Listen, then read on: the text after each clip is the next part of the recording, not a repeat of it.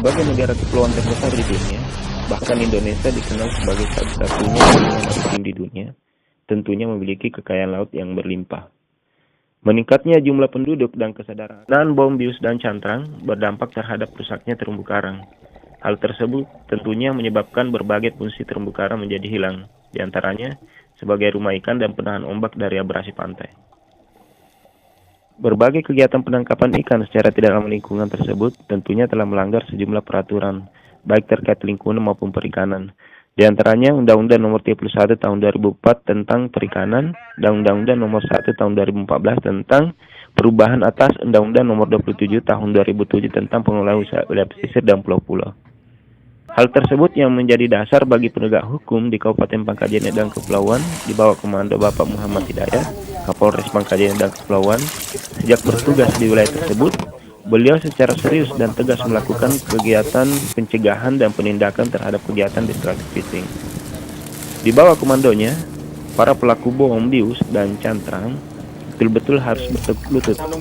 Sejumlah nelayan baik asli maupun dari luar Pangkep telah ditangkapinya tanpa pandang bulu.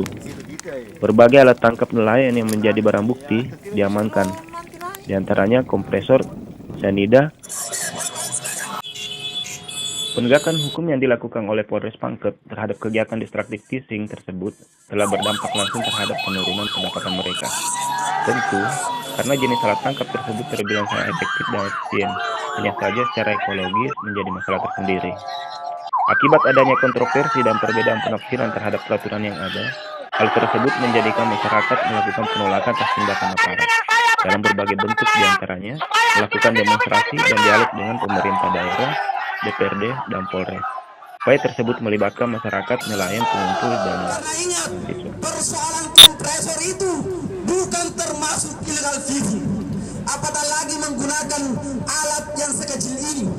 Apakah alat sekecil ini adalah merusak? Saya ingatkan kembali, tidak merusak terumbu karang, saudara-saudara. Masihkah kita memiliki hati nurani yang bernurani? Lihat saudara-saudara sekalian, Kabupaten Pangkep ini dikenal karena kepulauannya yang selalu dijual. Masyarakat miskin itu lagi-lagi pulau. Kurangnya pendidikan SDM yang kurang, lagi-lagi masyarakat pulau yang dijual. Kemudian, bagaimana pendidikan kepulauan hari ini? Bagaimana masih rakyat? Bagaimana tentang kesehatan yang ada di kepulauan? Kemudian, dengan deklarasi yang telah disampaikan di Pulau Camban-Camban, lihat, kami tidak pernah menolak. Kami tidak pernah menolak undang-undang itu. Kami sepakat bahwa itu melanggar. Masyarakat pulau, masyarakat Kabupaten Pangkep ini tahu bahwa merusak terumbu karang itu dilarang oleh negara dan agama. Betul? Kami mendukung itu. Akan tetapi perlu ada solusi dari pemerintah Kabupaten Pangkep persoalan yang telah dihadapi masyarakat pada hari ini. Saya mengambil alih sementara.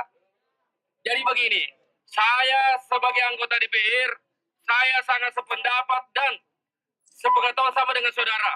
Karena ini masalah perut. Bahwa kami anggota DPR berbeda pandangan sedikit mungkin teman-teman.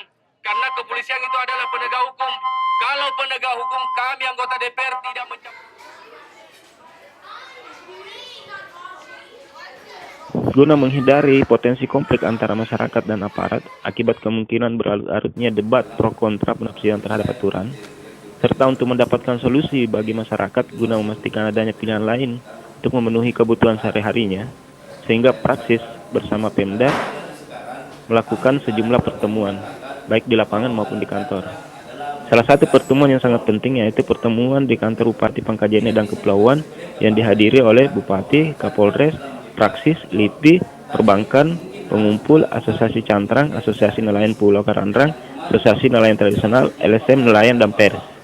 Di awal pertemuan sempat berlangsung sengit akibat dari masih munculnya perdebatan terhadap persepsi yang berbeda terhadap aturan yang ada. Walaupun demikian, pertemuan yang difasilitasi oleh Praksis dan dimoderatori oleh Bapak Dr. Dedi dari LIPI, terdapat kesamaan pandang untuk solusi yang bisa dilakukan.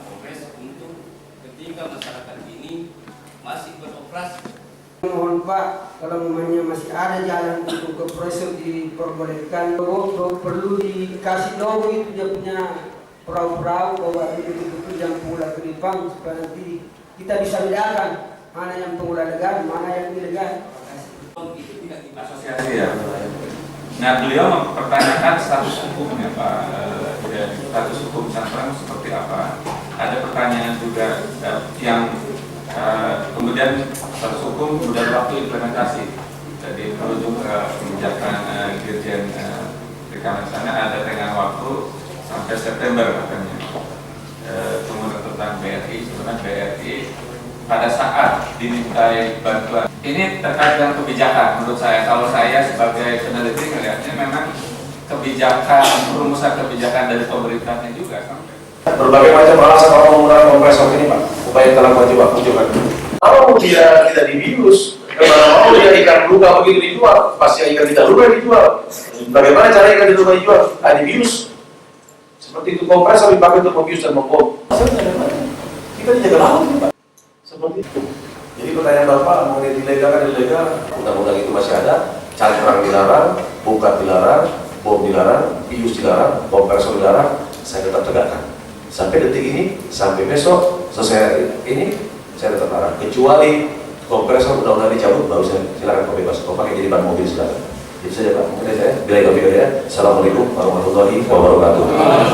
Kalau kita kasih kamu seperti itu, sedikit juga dapat kalau begini tidak bisa bayar, tidak bisa begitu bos. Karena inilah cara menangkap ikan dengan ramah lingkungan yang tidak bertentangan dengan itu, tidak ada masalah rata.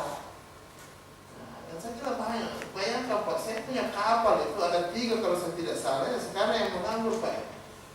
Tetapi kenapa saya tidak programkan itu? Karena tidak ada masyarakat yang mau. Seandainya kita mau, tiap tahun saya programkan minimal ada 3. Dan satu kapal itu 1,5 miliar harganya itu bisa ke 8 orang, 8 keluarga di situ yang mencari nafkah. Saya kasih lagi bahan apa namanya ya, bahan itu tidak ada lagi yang mau pakai. Jadi saya bilang pusing kan saya. Ini sudah dikasih kesempatan, maunya yang tiba-tiba ada orang yang datang mau menegakkan hukum, selesai persoalan. Kenapa boleh kena bicara mungkin sama Pak Kadis di sana, ini mau anggaran perubahan Pak Kadis, ada kelompok kedua misalnya 2 dulu, kita kasih ke begini, selesai persoalan. Kok makan? Apa kira-kira cocok? Bicara mungkin sama Pak Nasir, bisa diprogramkan itu Pak Nasir. Ini datang khusus untuk masyarakat Pangkep datang ke sini. Kita bicara banyak bantuan. Sebagai wujud komitmen bersama pemerintah swasta dan masyarakat dalam menyelesaikan dampak dari penegakan hukum, khususnya terhadap para nelayan yang harus mengubah alat dan pola penangkap ikan menjadi ramah lingkungan, maka dilakukan beberapa langkah konkret.